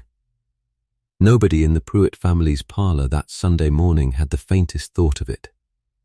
But somewhere south of London, in a small brick chapel at Woking, an entirely different answer to the same old problem had already, quietly, begun, for Edwin. Meanwhile, none of the work described so far, not the pump, not the lead, not the crepe, was actually the first thing that happened to a body after death. That distinction belonged to a task Whitcomb and Sons rarely performed at all, and understanding why means stepping back, briefly, from the workshop and into the bedroom where a death has only just occurred. Most people picture the Undertaker as the first professional presence in a household after a death, summoned within the hour to take charge of everything that follows. In the great majority of ordinary Victorian households, this was not the case at all. The first hands to touch a body belonged, overwhelmingly, to women, family members where possible, but very often. Particularly in the crowded working-class parishes surrounding Whitcomb's own workshop, a local woman hired specifically for the purpose, known in trade parlance and in ordinary neighbourhood speech alike as a layer-out. This was skilled, unofficial, almost entirely undocumented labor, passed from older women to younger through direct example rather than any formal training, and it involved washing the body thoroughly with soap and water, sometimes vinegar, closing the eyes and weighting the lids with coins until they set, binding the jaw shut with a strip of cloth tied over the crown of the head to prevent it, falling open, plugging the body's natural openings with cotton wool and dressing it either in a plain shroud or, where a family could manage it, the deceased's own best clothes. All of this performed, typically, within hours of death and well before any Undertaker's man ever crossed the threshold. Whitcomb's firm maintained a working arrangement with just such a woman. A widow named Mrs. Tovey, who lived 2 streets from the workshop and had performed this exact service for families in the parish for longer than Edwin had been alive, referred to Whitcomb's clients and referring her own clients back to Whitcomb in turn. An informal partnership neither party had ever needed to write down. Edwin had been sent to Mrs. Tovey's assistance on perhaps a dozen occasions across his apprenticeship, usually to carry a coffin shell to a house she had already prepared. And he had come, in that time, to respect the calm, unhurried competence with which she worked. A competence Whitcomb himself, for all his decades in the trade, rarely displayed once a body was more than a commercial commission to him. Mrs. Tovey spoke to the dead while she worked, quietly, conversationally, the way Edwin imagined she might have once spoken to the same people while helping deliver their children decades earlier, since attending births and attending deaths were, in a parish like this one, very often the province of the same handful of experienced local women. She would not, she told Edwin once, take a shilling more than her customary fee from a family that plainly had nothing. And she would not, under any circumstance he ever witnessed, allow a body to be left entirely alone between the moment of death and the moment of burial, insisting always that someone sit with the departed through the night, candles burning, a saucer of salt sometimes set on the chest according to a custom considerably older than either of them could explain, windows cracked open regardless of season to let whatever needed to leave the room actually leave it. This overnight vigil, the wake in its older and more literal sense, mattered enormously to households across every level of society, though wealthier families like the Pruitts had already, by 1885, begun quietly outsourcing even this most intimate of tasks, hiring a nurse or relying on the Undertaker's own men to sit through the necessary hours rather than keeping the watch themselves. The historian Julie Marie Strange, whose research into working-class death and mourning practices in this period remains one of the most detailed accounts of exactly this kind of informal, female-dominated death labor, has documented how thoroughly this work sat outside any official record, unlicensed, unregulated, uncounted in any census return under an occupation more specific than washerwoman or charwoman, performed by women whose names survive, where they survive at all, only in the memories of the families who paid them a few pence and trusted them completely. There is something clarifying in setting this quiet, largely invisible female labor directly alongside everything Whitcomb and Sons charged handsomely to provide. Mrs. Tovey's work and Silas Rook's arsenic were, in the most literal sense, performing exactly the same function, preparing a body to be looked at by people who loved it, and the fact that one trade operated in near total anonymity for a few pence, while the other operated as a formally chartered business commanding several pounds a commission, had considerably less to do with the skill or care each required than with which sex and which class happened to be doing the work. If the previous years of Edwin's apprenticeship had taught him to treat an adult coffin as routine, matter-of-fact work, they had not. 3 years in, fully managed to do the same for the smaller ones, and it is worth pausing on exactly why, because the volume of that smaller work says something about 1885 that the Pruitt family's parlour, with its single elderly father laid out in careful stillness, does not. Most people, encountering Victorian history in the general sense, know in the abstract that child mortality in this period ran far higher than it does today. A fact absorbed as a kind of statistical background rather than something felt in any specific way. The actual proportion is worth stating plainly rather than left as vague impression. Across England in the middle and later decades of the 19th century, somewhere between 1 in 5 and 1 in 4 children died before reaching their 5th birthday, a figure that climbed considerably higher in London's poorest and most crowded districts, where contaminated water, poor sanitation, and diseases like scarlet fever, diphtheria, and the various fevers grouped loosely under the era's own imprecise medical vocabulary moved through tenement housing with devastating speed. For a firm like Whitcomb and Sons, this was not abstract history. It was routine commercial fact, reflected directly in the workshop's own inventory, where a standing stock of small pre-built coffins in graduated infant and child sizes sat alongside the adult stock as an entirely ordinary line of business, restocked as regularly as the larger sizes and, in the poorer parishes surrounding the workshop, very often moving faster. The visual language of a child's funeral differed markedly from an adult's, and deliberately so.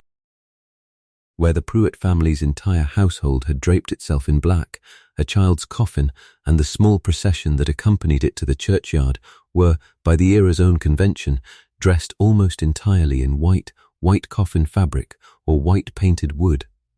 White plumes on the hearse horses in place of black, white gloves for the bearers, a visual insistence on innocence and a kind of merciful brightness that stood in deliberate, aching contrast to the heavy black machinery this account has spent so long describing. Whitcomb's firm kept a small stock of these white fittings separately from the black, and Edwin had, by his 3rd year, fitted more of them to small coffins than he had ever consciously counted, though he could have named, without hesitation, the exact shelf in the trimmings room where they were kept. The particular child's coffin Edwin built in the same week as the Pruitt Commission belonged to a family 2 streets from the Aldous tenement, a boilermaker and his wife who had lost their youngest daughter, not yet 3 years old, to a fever that had moved through several households on the same court within a single fortnight.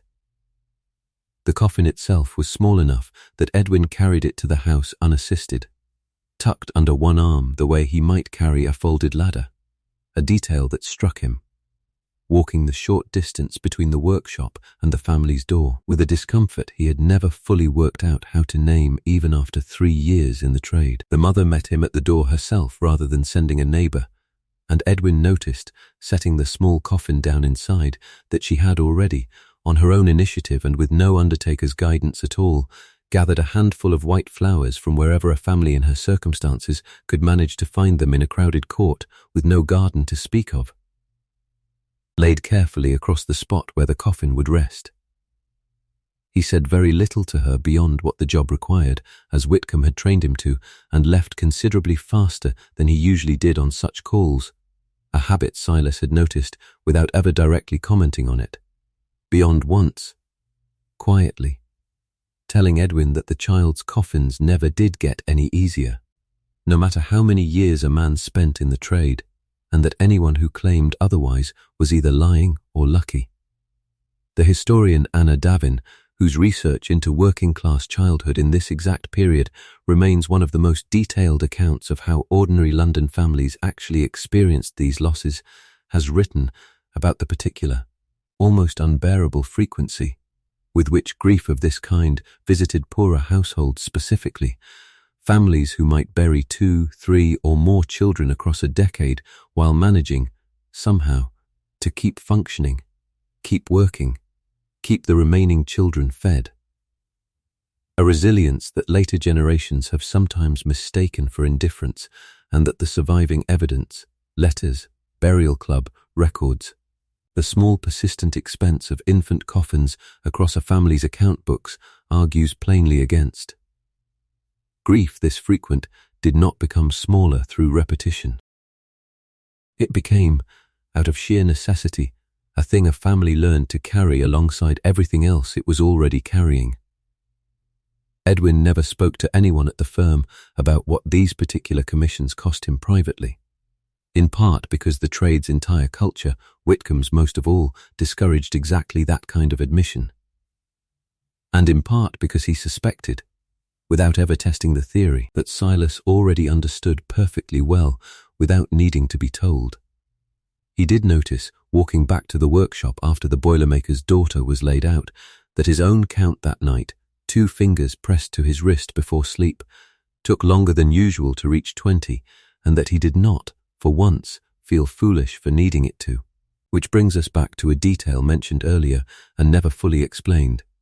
The fact that Edwin slept, 3 years into his apprenticeship, not in any lodging house of his own, but on a narrow cot in a storeroom directly above Whitcomb's workshop, arranged specifically so that he could be woken at any hour the trade required him. Most trades in Victorian London, whatever their other hardships, at least kept something resembling fixed hours. A shop that opened and closed, a workday with a recognizable shape to it. Death observed no such schedule, and a firm like Whitcomb and Sons structured itself entirely around that fact. A brass bell wired through the workshop wall and up into the storeroom where Edwin slept, connected to a pull handle beside the firm's street door, and any family whose relation had died in the night, which happened with a regularity Edwin had stopped finding remarkable somewhere around his 2nd year, could summon the firm's services at 2 in the morning with exactly the same expectation of prompt attendance a daylight caller would have.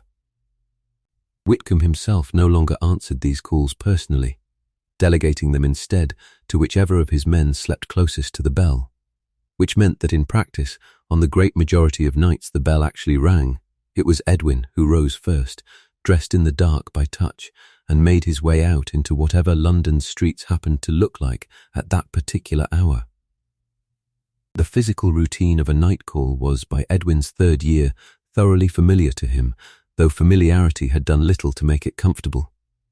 He would harness the firm's hand litter, a simple covered stretcher on wheels kept for exactly this purpose, and walk it through streets considerably darker and quieter than the same streets ever appeared by day, past gas lamps burning low, past the occasional constable on his beat who had long since learned to recognize Whitcomb's boy and nod him past without comment, toward whatever address the messenger, usually a neighbor or a relation sent running in a nightdress and coat, had given him.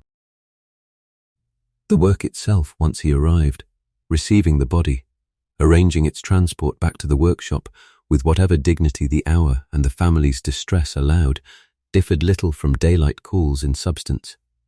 But it carried its own particular cost that had nothing to do with the trade's chemistry and everything to do with simple, accumulated exhaustion, a debt Edwin's body had been quietly running for 3 years and had, by 1885, still found no way to fully repay. There was a narrower, more specific danger buried inside these night calls too, one Silas had warned him about directly during his very first month at the firm. Not every night call involved an ordinary death. Some, particularly in the poorer, more crowded courts where infectious fever moved fastest, involved a body still carrying whatever disease had killed it: scarlet fever, diphtheria, occasionally, in the worst years, cholera. Its earlier century epidemics still living memory for men Whitcomb's age, even if London had not seen a major outbreak in some years by 1885. An undertaker's boy handling such a body within hours of death, before any chemical treatment had touched it, exposed himself to exactly the same contagion that had killed the person he was carrying, a risk the trade acknowledged privately. Through Silas's quiet instructions to wash thoroughly and avoid touching his own face during and after such calls, and never once through any formal protection Whitcomb's firm, or any firm like it, was required by law to provide. The historian Pamela Horn, whose extensive research into Victorian apprenticeship and service conditions has done more than almost any other single scholar to document exactly what indenture actually asked of the young people who entered it, has traced how thoroughly apprenticeship contracts across this period left the physical toll of a trade entirely uncounted, focused instead on wages, food, and lodging, with no meaningful language addressing rest, exposure, or the cumulative wear a demanding trade placed on a still growing body. Edwin's own indenture, signed by his mother when he was 16, guaranteed him 6 shillings a week, a bed, and meals. It said nothing whatsoever about how many hours of sleep he might reasonably expect to keep across any given week, and neither Edwin nor his mother, negotiating the arrangement 3 years earlier in Whitcomb's front office, had thought to ask. There is something worth noticing in the fact that Edwin's body, by 19, already carried the accumulated evidence of every single thread this account has followed. The arsenic in his cracked knuckles, the crepe's faint itch across his forehead, the persistent, unrepaid debt of interrupted sleep, and that none of it, taken individually, seemed to him like very much at all. It was simply the shape his life had taken, one demand layered quietly on top of another, the way a trade like his always seemed to ask for just one thing more than a young man had quite budgeted for giving.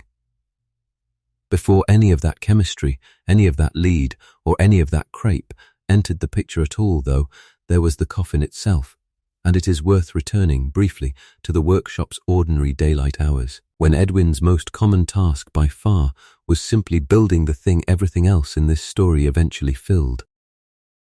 Most people, picturing a Victorian coffin, imagine a single general shape, dark wood, a vaguely uniform solemnity, without much sense that the object itself was as strictly graded by price as anything else this trade sold.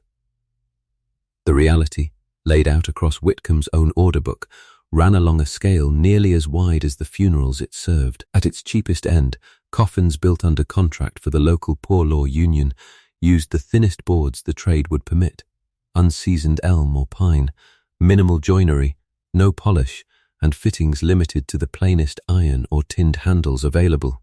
Objects built to a fixed, unforgiving parish rate that left an undertaker earning next to nothing on each one and building them. Consequently, as quickly as sound construction allowed. Above that sat what the trade called a tradesman's coffin, the standard purchase for a shopkeeper's or clerk's family, solid elm, a reasonable polish, brass-plated rather than solid handles, a plain engraved nameplate. Above that again sat the Pruitt family's own commission, oak or fine elm brought to a genuine cabinet maker's shine, solid brass fittings rather than plate, a nameplate of real quality, and, as the earlier chapter on lead described, the option of a sealed lead shell for a household wanting the very top of what the trade could offer. The fittings themselves, the handles, the nameplates, the small decorative studs, sometimes worked into a coffin's lid in patterns meant to evoke drapery or religious symbolism, rarely came from Whitcomb's own workshop at all. They arrived by wholesale order from specialist manufacturers, the largest and most significant of them concentrated, somewhat surprisingly to anyone unfamiliar with the trade's actual geography, in Birmingham, where firms including the well-documented coffin furniture maker Newman Brothers had built substantial businesses supplying undertakers across the entire country with everything from simple tin handles to elaborate solid brass breastplates, an entire secondary manufacturing industry that existed purely to furnish the final visible layer of dignity a family's coffin displayed.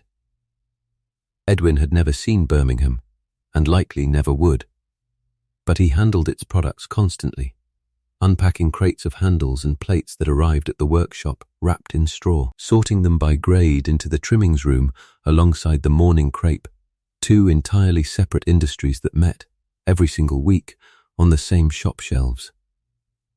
Engraving the nameplate itself fell, at Whitcomb's firm, to Silas rather than Edwin, a task requiring a steadier and more practiced hand than an apprentice's, though Edwin had watched him do it often enough to have memorized the process completely.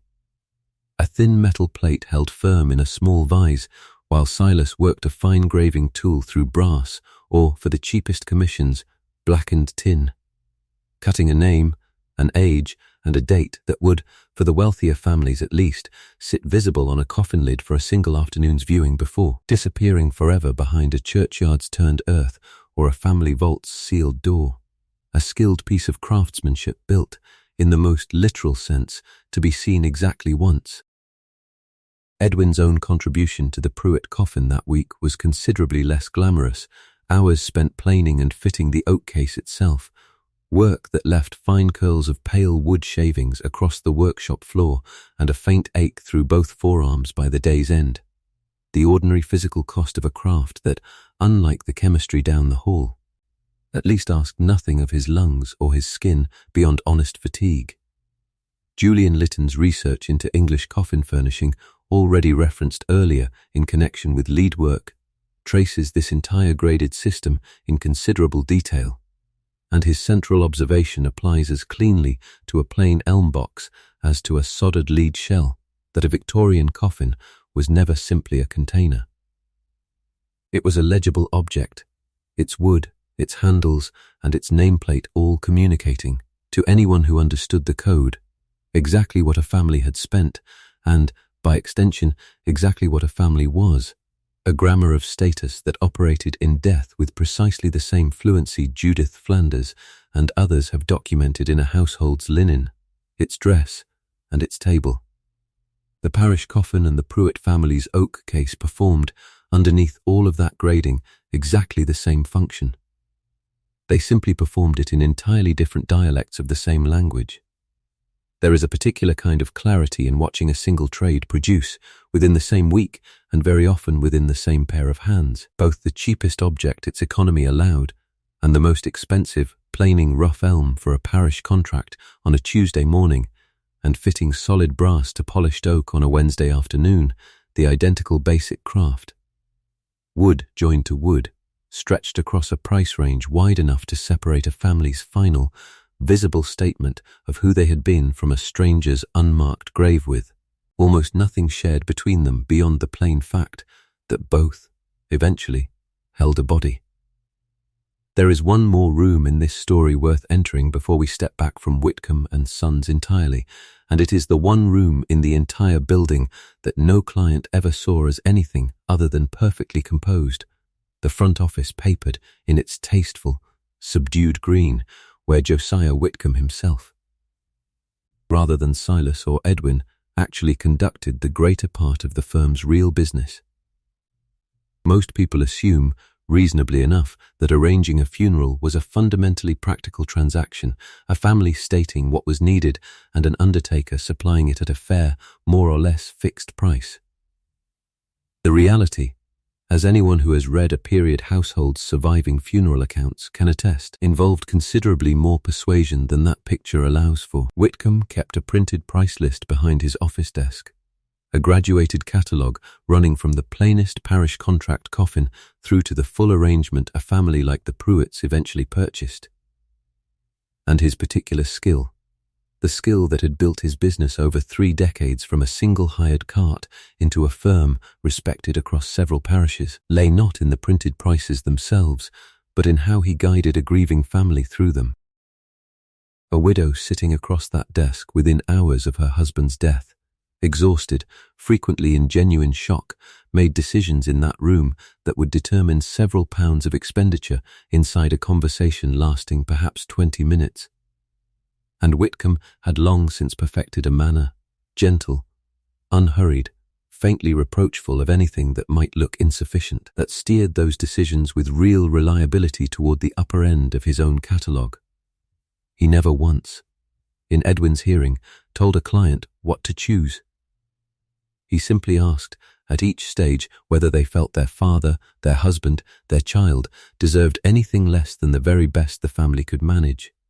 A question almost no one in that chair, in that particular hour of their life, found any comfortable way to answer with less. This was not, it should be said plainly, unique to Whitcomb, nor was it hidden from the era's own public awareness. Charles Dickens had satirized precisely this kind of undertaker's salesmanship decades earlier through the character of Mr. Mould in Martin Chuzzlewit, a cheerfully mercenary funeral furnisher who treated a client's grief as simply the opening move in a negotiation over trimmings and plumes. And the satire landed as sharply as it did because contemporary readers recognized the type immediately from their own dealings with firms exactly like Whitcomb's. By the later decades of the century, this recognition had begun producing organized criticism of its own, funeral reform associations arguing publicly, in pamphlets, and the occasional sympathetic newspaper column. that the trade's elaborate catalogue of hearses, plumes, and mutes represented a predatory imposition on families least equipped, financially or emotionally, to resist it. Criticism that fed directly into the same broader unease about burial's cost and excess that had helped drive Sir Henry Thompson's cremation campaign forward. Edwin witnessed this particular transaction firsthand the previous Tuesday evening, standing quietly near the office door while Whitcomb walked Mrs. Pruitt, still in the first raw hours of widowhood, through precisely this conversation. Watched her hand tremble slightly over the price list as Whitcomb's voice, warm and entirely sincere sounding, suggested that a fortnight's proper lying in state, with all it would require of Silas and the copper pump, was surely what a man of her husband's standing had earned through a lifetime of careful, respectable living. Edwin said nothing, because saying anything was never his place, but he had noticed, walking back afterward to prepare the very fluid Whitcomb had just sold, a discomfort he could not fully name, an awareness that the gentle grieving widow's decision in that green-papered room had been made considerably less freely than either she or Whitcomb would likely have described it, had anyone thought to ask. There is something worth sitting with, closing this particular thread, in the fact that the single most dangerous room in the entire building, more dangerous in its way than the arsenic cupboard or the lead shop, was the one room furnished for comfort rather than labour, the one room with no smell of spirit or hot soda at all, where a grieving family's genuine love for the person they had lost was gently, expertly, and almost invisibly converted into exactly the revenue a business like Whitcomb's needed to keep its bell ringing, its workshop staffed, and its own considerable overhead, including, though nobody in that green-papered room would ever think to mention it, the wages of the 19-year-old boy standing quietly by the door. The smell alone would tell you everything about Edwin's trade long before anyone explained a single detail of the chemistry behind it, and it is worth lingering on that smell directly before stepping back from Whitcomb's workshop for the final time. Because it was, in its own quiet way, the single most constant fact of Edwin's entire working life. A stranger stepping through the workshop's back door for the first time would have encountered a richly layered atmosphere, sawdust and fresh-cut elm sitting underneath everything else, sweetish and clean. The particular sharpness of French polish and varnish drying on a nearly finished coffin case. The acrid, almost metallic tang of hot solder whenever Grigg worked a lead seam. And underneath all of that, never fully absent even on the quietest days, the faint, sweetish undertone of the arsenic solution itself, a smell Edwin had long since stopped consciously registering.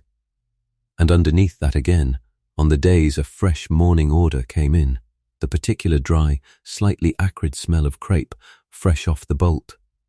In the front rooms where a body actually lay for viewing, this entire register was masked, deliberately and expensively, beneath hothouse lilies and the low waxy scent of burning candles. A performance of pleasant smell built specifically to cover a considerably less pleasant reality underneath it, in exactly the same way the coffin's polish covered the lead and the lead covered the body. What almost nobody outside the trade understood, or had much occasion to think about, was how completely this entire register followed a man home. Edwin had noticed, well over a year into his apprenticeship, that his own clothes, no matter how carefully he aired them, carried a version of the workshop's smell into whatever room he entered afterward, and that people who knew his trade, which in a neighbourhood this size was essentially everyone within several streets, could generally identify him by it before they identified him by sight. He had noticed it most sharply the previous autumn, standing near a young woman named Dora Pettifer at a parish social evening, watching her step back, very slightly and very politely, the moment he came close enough for the smell to reach her, an adjustment so small she likely never noticed making it herself, and one Edwin had thought about considerably more than he would ever have admitted to Silas or to anyone else. This kind of trademarking, a smell that announced a man's occupation before he said a single word about it, was hardly unique to undertaking, and the living historian, Ruth Goodman, whose experimental reconstructions of Victorian daily life have done more than almost any conventional archive to recover exactly how the period actually smelled, tasted, and felt against the skin, has documented how thoroughly other Victorian trades carried their own equally recognizable signatures. Tanners marked unmistakably by the lime and dung used to cure hides. Fishmongers carrying their trade on their hands and clothes regardless of how thoroughly they scrubbed, chimney sweeps never fully free of soot even in their best Sunday clothes. Edwin's trade sat squarely within this same broader pattern. One more occupation whose physical reality announced itself to the surrounding world whether the man performing it wished it to or not. And one more small. Cumulative cost. Alongside the cracked knuckles and the itching hatband and the interrupted sleep, that the trade's respectable, green-papered front office never once had to advertise on its printed price list. Edwin had developed, without ever deciding to in any deliberate way, a small private habit against all of this. Not so different in spirit from Martha Sowerby's twist of dried lavender 2 years and one very different story away. Though Edwin had never heard of Martha, and never would. He kept a few dried cloves in his waistcoat pocket, bought a penny's worth at a time from a local grocer, and chewed one quietly whenever he left the workshop for an evening.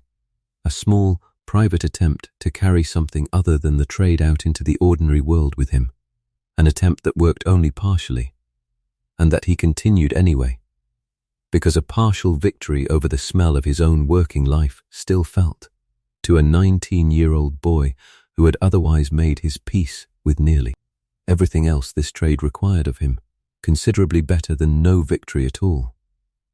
There is something worth noticing, closing this account of Whitcomb's workshop, in the fact that every single hazard this story has examined, the poison, the weight, the toxic dye, the interrupted sleep, the small heartbreaks of a child's white coffin, eventually resolved into this one plain, unglamorous fact. A smell a young woman stepped back from at a parish social. A smell no amount of clove chewing ever fully erased. A smell that was, in the end, simply what 3 years of keeping death respectable for other people had cost a 19-year-old boy who had never asked, particularly, to be the one paying it. Sunday morning arrived, at last, and with it the funeral itself, the single visible hour toward which every thread of this account, the pump, the ice, the lead, the crepe, the price list in the green-papered office, had quietly been building since Tuesday evening. Most people, imagining a Victorian funeral's actual conclusion, picture the graveside itself as the natural endpoint. Mourners departing once the earth begins to fall and the Undertaker's involvement presumably ending there alongside them. The reality involved a considerably longer tale of labour than that picture allows for, nearly all of it performed after the family had already turned away and gone home to a house that, for the first time in 5 days, no longer held a body inside it. Edwin stood mute duty outside the Pruitt house from 8 that morning, hatband and gloves in place, watching the street rather than the door as Whitcomb had trained him to, while inside, family and close relations gathered for the short service that preceded the walk to the church. The procession itself moved at a deliberately slow, measured pace, the glass-sided hearse leading, the 2 hired mutes walking just ahead of it, mourning coaches following behind in an order of precedence Whitcomb had arranged the previous day with the same careful attention he gave to his price list, and Edwin, walking alongside as one of the coffin's eventual bearers, kept his eyes forward and his face composed, exactly as invisible in that procession as he had been trained across 3 years to be in every room this trade ever placed him in. The service itself, at the parish church a quarter-mile from the Pruitt house, ran perhaps 40 minutes, considerably shorter than the days of preparation that had made it possible, and the actual interment, the coffin lowered into a plot the family had purchased some years earlier in anticipation of exactly this occasion, took only a few further minutes beyond that. The vicar's final words, the first scatter of earth, the family already beginning, almost before the grave was fully closed, the slow turn back toward ordinary life that grief eventually requires of everyone. Whitcomb's men remained behind after the family departed, a detail no mourner ever thought to watch for, to see the grave properly closed by the sexton's own labourers, to collect the trestles, the unused candles and the borrowed silver candlesticks from the now empty parlour, and to arrange the return of the hired horses and their black ostrich plumes to the livery stable that had supplied them. Every rented piece of the morning's careful theatre accounted for, returned, and made ready for whichever family required it next. Edwin's own final task of the day, assigned to him specifically because Whitcomb trusted him with it, and because it required no particular skill beyond a certain gentleness, was returning briefly to the now quiet Pruitt parlour that evening to help the housekeeper set the room back to rights, folding away the black crape from the two draped mirrors, letting daylight, however faint the November equivalent of it might have looked in July's long evening, fall properly across the room's furniture for the first time in 5 days. He was not the one who restarted the stopped clock on the landing that fell to the housekeeper's own hand, but he happened to be standing near enough to hear it begin ticking again, a small, ordinary sound that struck him, standing in a parlour he had never actually seen without a coffin in it before that moment, as considerably more affecting than anything that had happened at the graveside that morning. There is something worth noticing in how completely this closing labour, folding crape, returning silver, walking rented horses back to their stable, remained just as invisible as everything that had come before it. Performed by men and boys, nobody watching the funeral procession that morning had given a single thought to, restoring a household to ordinary life with exactly the same quiet, practiced anonymity that had removed a body from it 5 days earlier.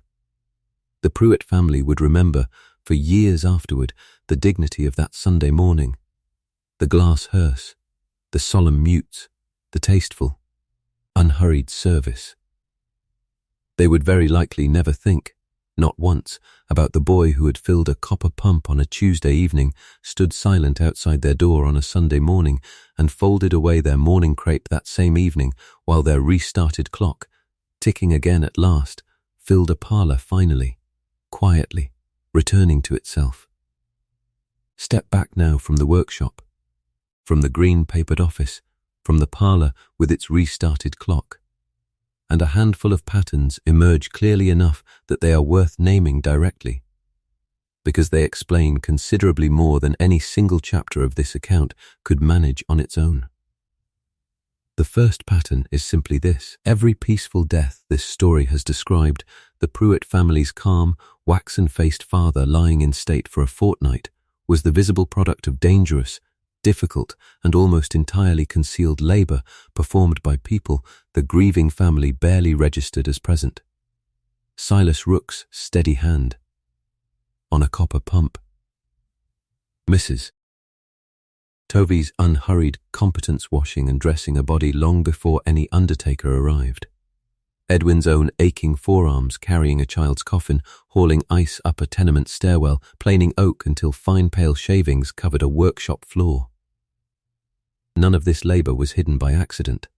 It was hidden by design, by an entire trade built specifically around the principle that a family's grief deserved to encounter nothing but its own carefully arranged surface. The lilies, the candlelight, the composed face above the folded sheet, with every trace of the chemistry, the weight, and the danger beneath it swept as completely from view as the coffin's own French polish swept away the roughness of the wood underneath. The second pattern sits directly alongside the first, and it concerns money considerably more plainly than Victorian etiquette generally preferred to discuss. What separated the Pruitt family's fortnight of arsenic and lead from the Aldous family's few days of borrowed ice? What separated a sodded vault from an unmarked parish grave was never the underlying need, which remained exactly identical in every household this story has entered, but purely and simply what a family could afford to spend holding that need at bay. The entire elaborate machinery of Victorian death, the graduated coffin catalogue, the hired mutes, the black ostrich plumes, the mourning warehouse is ready, ready-made wardrobe of grief, operated as a strict and unforgiving translation of income into dignity. A translation every single person in this story, from Whitcomb behind his green papered desk to Mrs. Aldous counting out her burial club pennies, understood completely, and none of them, even briefly, questioned as anything other than simply how the world worked. The third pattern is the one this account has returned to most often, sometimes without naming it directly, and it concerns exactly who paid the physical cost for everyone else's carefully managed peace. Not the families in the parlours. Not Whitcomb, receiving grieving widows in a room that smelled of nothing more alarming than good paper and fresh ink. The cost fell, consistently and almost invisibly, on the youngest, poorest and least remembered people in this entire economy: an apprentice's cracked knuckles, a journeyman's ruined lungs, a widow's unpaid hours washing a neighbour's dead child, a boy's persistent cough that nobody at Whitcomb & Sons had any legal obligation to notice, let alone treat.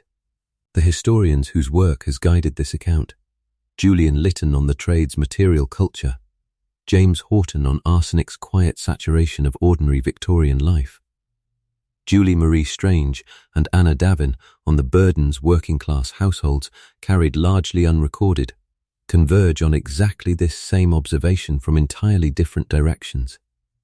The Victorian way of death was, in the most literal sense, subsidized by the bodies of the people who worked closest to it. And the fourth pattern, quieter than the others but running underneath every single one of them, is the plain, human fact that none of this elaborate machinery, the safety coffins with their bells and breathing tubes, the sealed lead shells, the strictly graduated stages of mourning dress, ever actually solved the problem it was built to address. It managed appearances. It managed timing. It occasionally, as with cremation's slow and controversial rise, offered a different approach to an old problem. But death itself, the plain biological fact Alfred Pruitt's family was working so hard and spending so much to hold at a respectable distance for 2 full weeks, remained exactly as total and exactly as certain at the end of this story as it had been at the beginning of it. What the entire trade actually sold, in the end, stripped of its lilies and its brass and its carefully worded price list, was time. A controlled purchase delay measured out in days of ice or weeks of arsenic, never in anything more permanent than that. Edwin himself embodied this pattern more completely than anyone else in this account, without ever once articulating it to himself in these terms. 3 years into a trade built entirely around managing other people's fear of death, he still pressed 2 fingers to his own wrist every single night before sleep, still felt considerably more uncertain about his own mortality than any of the corpses he handled every day ever seemed to feel about theirs. He understood, better than almost anyone his age in London, exactly how a body decayed, exactly what chemistry could do to slow that decay, and exactly how much money a family needed to spend to buy each additional day of stillness. None of that understanding had made him any less afraid. If anything, 3 years of close, professional familiarity with death had simply given his fear considerably more specific and better informed shape than it had carried at 16. When his mother first walked him through Whitcomb's green papered door and signed away 6 shillings a week of his life, to a trade neither of them fully understood the true cost of yet. There is something clarifying, finally, in recognizing that the entire Victorian relationship with mortality, for all its elaborate ritual and its strict etiquette and its frightening chemistry, amounted to exactly what any culture's relationship with mortality amounts to: an attempt, endlessly renewed and never quite successful, to make an unbearable and universal fact feel, for a little while, manageable, respectable and survivable to look at directly. The Victorians simply built an entire visible industry around that attempt, priced it by the pound, staffed it with boys like Edwin and left behind, in coffin makers' order books and physicians' case reports and the surviving letters of women like Mrs. Tovey's clients. an unusually detailed record of exactly what that attempt actually required and exactly who was asked to carry it. Return now to that parlour. Wednesday evening, the coffin newly settled onto its trestles, the candles just lit, the lilies still fresh enough that their scent has not yet begun pressing quite so heavily against the back of a visitor's throat. The brass handles still hold their bright, unclouded shine. The mirror over the mantel is freshly draped, the crepe still crisp from its fold in Whitcomb's trimmings room. Somewhere upstairs, a housekeeper is laying out mourning gloves for tomorrow's callers, and in the kitchen below, a kettle is being set to boil for relations who will begin arriving within the hour, the ordinary machinery of a household continuing quietly underneath its own careful performance of stillness. Look at it again, with everything you now know standing quietly behind every detail you can see. The French polish on that elm case, drawn up to its deep chestnut shine, sat directly above a shell of soldered lead that 4 aching men would struggle to carry down a staircase never built to hold its weight. A shell purchased less for its promise of eternal security than for the particular comfort a family took in believing security was something death could still be made to respect.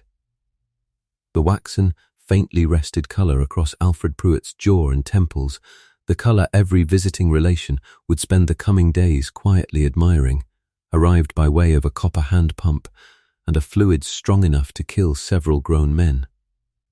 Worked into his body on a Tuesday night by a journeyman whose own hands had already paid a considerable price for 2 decades of exactly this skill, and an apprentice who pressed 2 fingers to his own wrist every night afterward, checking, uselessly and completely humanly, that he himself was still on the correct side of the work he performed.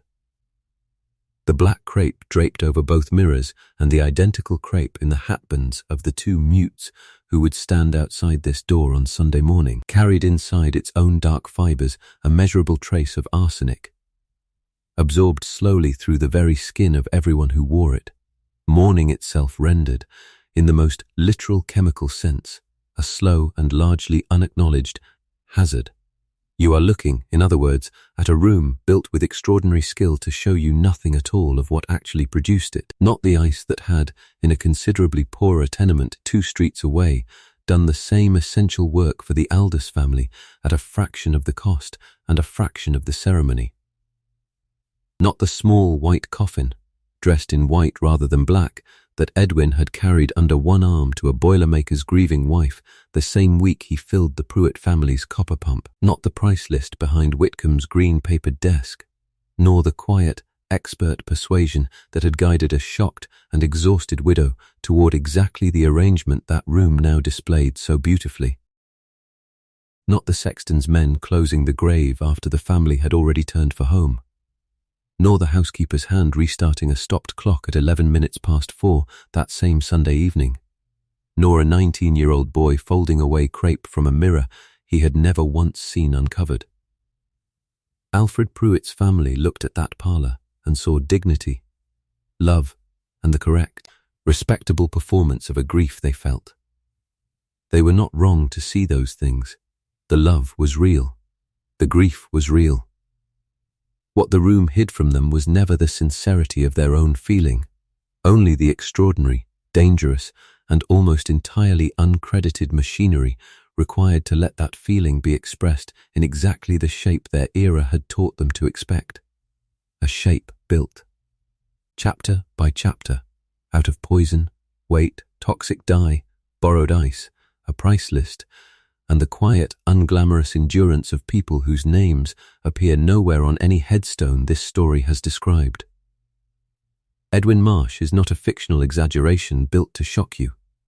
He is, as closely as 3 years of surviving primary source research on Victorian undertaking allows a single figure to be, a composite drawn directly from the documented working conditions, trade practices, and physical realities that men and boys exactly like him experienced across London's funeral trade in this period. His arsenic exposure, his ice deliveries, his lead coffin work, his night bell, his morning crepe, and the fears attached to each of them grounded in the historical record rather than invented for effect.